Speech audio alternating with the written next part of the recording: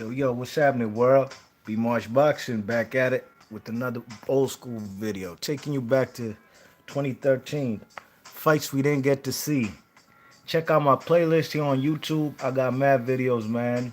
Talking about fights we didn't get to see in history. And I ain't talking about no fantasy matchups. Like who would win in a fight between Andre Ward versus Michael Spinks at 175. Nah, I got real life fights that were supposed to happen, but for some reason or the other, the fight didn't go down. That's why we called this series Fights We Didn't Get to See. Check out my playlist. You'll see numerous videos I've done. It's been a while since I've done one of these. I can't even remember the last one I did. But we going to take you back to 2013. Joe Calzaghe, former middleweight champ and lineal champ, unified champ, WBC and WBA title. Excuse me, WBO. He took off with Jermaine Taylor versus Andre Ward, former kingpin at 168, WBC, WBA champion, a couple times over, lineal champion, winner of the Super 6 series on Showtime. Andre SOG Ward versus Kelly Pavlik from Youngstown, Ohio, home of Boom Boom Man Sr. Big fight town, you know what I mean? This guy was one of those guys, small town, big following type of guy was Kelly Pavlik, you know what I mean? So we're going to take you back to 2013, man. And really the reason why this fight didn't happen was basically, you know what I'm saying, them fellas, Andre Ward, man, them times he was very injury prone, you know what I mean? You check it, them fellas couldn't stay healthy. The fight was supposed to happen, I believe, in January of 2013, okay? Um, the man, Andre Ward, had only fought once in 2012. One fight versus Chad Dawson, all right? Now, this fight was supposed to happen in January, I believe January 26th of 2013, all right? And Andre Ward pulled out with the injury around December, you know what I'm saying, with the shoulder injury. And they had rescheduled the fight to happen in sometime in March, but the man Andre Ward just wasn't ready for the fight, you know what I mean? He still had that severe shoulder injury, and he opted to have surgery. And at that point in time, I guess the man Kelly Pavlik was frustrated, and he got up out the game, you know what I mean? He got up out of boxing. He retired in January of 2013, you know what I'm saying? When he heard the news that Andre was going to opt for surgery on that right shoulder. You check it? Now, Kelly Pavlik had lost to Sergio Martinez. He has only two losses in his career to great fighters. One short shot Hall of Famer in Bernard Hopkins, which was at a catchweight fight, 170 pounds. But the man, Joe Calzaghe, he ain't had to give up his title in that fight with B-Hop, you know what I mean? You check it, you know, the man B-Hop kind of struggled, went life and death with Jermaine Taylor. Jermaine Taylor versus Kelly Pavlik was a great fight, you know what I'm saying? Them fellas, Kelly Pavlik got decked in the second round, got put on the canvas, you know what I mean? So he faced adversity, got up off there go right here, matter of fact, if you look at your screen. This fight was awesome. Kelly Pavlik, man, he was getting his ass punished in the second round, you know what I mean? You see, he's getting lit up by the man Jermaine Taylor, you know what I mean, from Arkansas. Put him on the canvas. There he goes. Even bloodied him up from last I remember, you know what I mean? You check it, but this guy persevered. He got put on the canvas. He persevered, and yeah, there you go. Mad blood on from his nose, you know what I mean? But like I said, the man persevered, came back and knocked out Jermaine Taylor, goofy ass, in the seventh round. You know what I mean? Something beautiful. You check it. And that's how he became a unified champion, WBC, WBO champion. He fought Bernard Hopkins at a catchweight. Bernard Hopkins went life and death twice with Jermaine Taylor, but Bernard Hopkins made easy work of Kelly Pavlik, man. You know what I'm saying? Basically took him to school. You know what I mean? Was quicker to pull the trigger. He was just styling on the man. Um, on the man Kelly Pavlik, you know what I mean? Now, the man SOG Ward. But let me get back to Kelly Pavlik. So Kelly Pavlik retained his belts, even though he had lost, which was at a catchweight fight. Then what you call it? He fought Kelly Pavlik fought Sergio Martinez in a very good fight. I can't remember the odds, man, but I know a lot of people were picking Kelly Pavlik to knock Sergio Martinez back down to Argentina. You know what I mean? But Sergio Martinez wasn't having that. He had the quicker hand speed, just a quick fighter. You know what I mean? And he got put on the canvas by Kelly Pavlik, man. But he caught up and chopped up Kelly Pavlik's eyes. You know what I mean? And Kelly Pavlik was having trouble seeing it. You know, he was beaten. You know what I mean? And it was a close fight still. You know, it wasn't like the man didn't face adversity, you know what I mean? The man Sergio Martinez, you know what I mean? But ultimately he won that fight and took them two titles, WBC, WBO, off of Kelly Pavlik. Like I said, so after that, the man Kelly Pavlik fought four nobodies, and he was on a four-fight win streak, fought four nobodies, and he was campaigning now at super middleweight, where Andre SOG Ward reigned supreme, you know what I mean? Now, like I said, this fight was supposed to happen twice, you know what I mean? In January of 2013, and what you call it? And it was postponed because of the injury.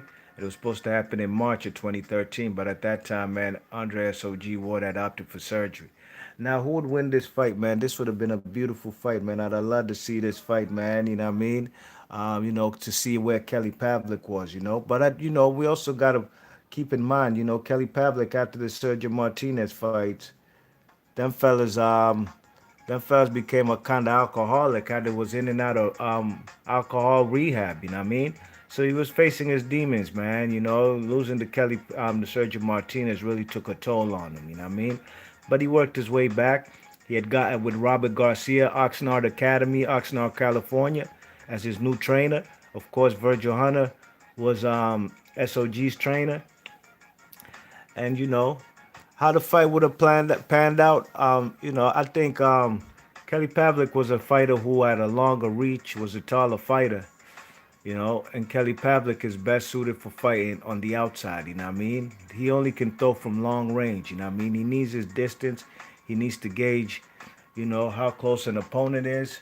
You know what I'm saying? So I just personally think Andre Ward would have nullified that by getting on the inside. You know what I mean? Andre Ward being a very good inside fighter, and see how he took Carl Froch to school, a guy with the longer reach and the taller fighter. You know what I mean? He broke him down on the inside. You know what I'm saying? Took away his right hand. The man, Carl Froch, was a very awkward fighter himself. You know what I mean? But Andre Ward nullified that. You know what I'm saying? With the quicker hand speed, beating him to the punch. You know what I'm saying? And basically making guys like Carl Froch miss. You know what I mean?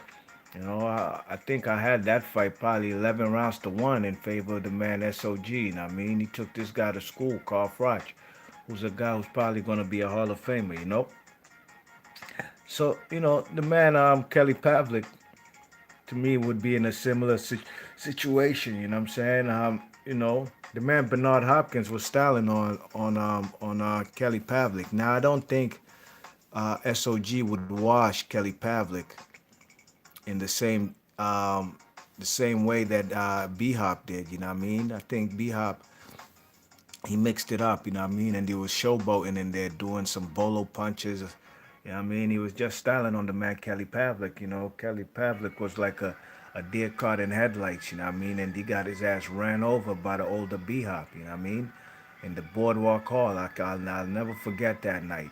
But I think Andre Ward be using his timing, the body shots, getting on the inside, using his jab, throwing quick 1-2s, left hooks. Kelly Pavlik would have to set his feet in order to throw them power punches from long range. I think by the time he's trying to set his feet, man like Andre Ward would be in there timing and clocking him, you know what I mean?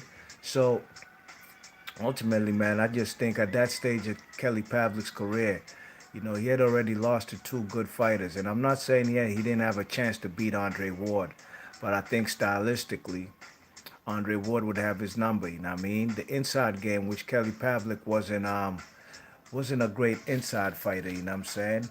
But I think a man like SOG would have taken advantage of um, Kelly Pavlik, you know what I'm saying? A guy who needed range. You see even how he's clocking the man Jermaine Taylor here, you know what I'm saying? He's catching him from range. It's not no inside game.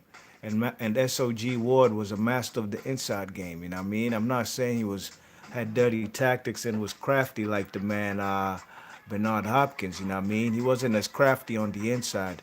You know what I'm saying? But I think ultimately the footwork, the hand speed, the better boxing skill set. I think everything favors Andre Ward. You know what I mean? Can Andre Ward get caught from distance from the man by Kelly Pavlik? Possibly, he possibly could. But I think Andre Ward's defense was one of his most slept on attributes. You know what I mean?